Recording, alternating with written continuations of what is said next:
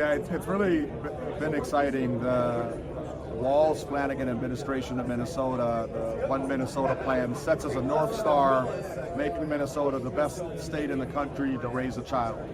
And the various policy mechanisms, the work going on in agencies across the state really is centered on that goal. And it's really exciting to see the role that technology plays in supporting that aspiration. Really, if you have that aspiration of children, you're really making all parts of society better, whether it's education, healthcare, opportunity to connect with jobs, the paid family and medical leave implementation that allows people to stay home with their children or to care for elderly.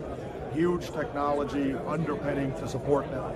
We recently created a new agency, the Department of Children, Youth and Families, that brings programs and services to aid children and families under one umbrella.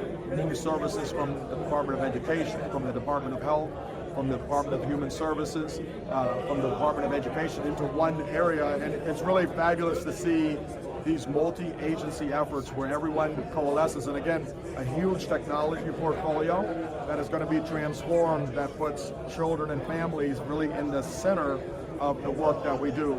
Huge transformation work related to providing better rehabilitative services in our Department of Corrections, the way offenders are managed through the correctional facility to ensure successful re-entry back into society and re-entry back into the towns and cities where they come from. And again, underpinning that work is technology that is the connector. And we really see every day that technology is the engine of government. We see every day that technology is what allows government and administrations to implement the policies and aspirations, and is that vehicle that connects people with services.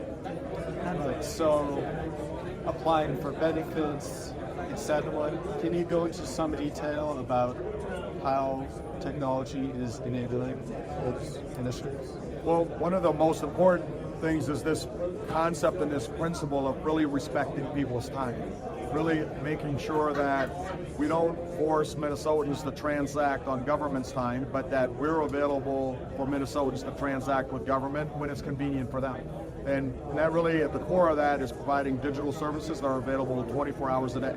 So that someone that, a single mom that is working during the day maybe can interact with government, whether it's applying for benefits, unemployment benefits, or health benefits, or planning a trip to a state park, that they can do these digital transactions on their time, renewing their driver's licenses or license plate tabs. And so the ability to transact easily with government, transact in multi-languages, to make sure that we support the various communities that are home in Minnesota, that really is at the core of it, to make sure that we respect people's time and that we make interacting with government convenient, that we don't make it cumbersome, that we don't force you to travel to office locations, but we also fully understand that the ability to have access to devices and to have connection to these services means that we have to continue to invest in communities and make sure that people have access to education and these online services and internet access.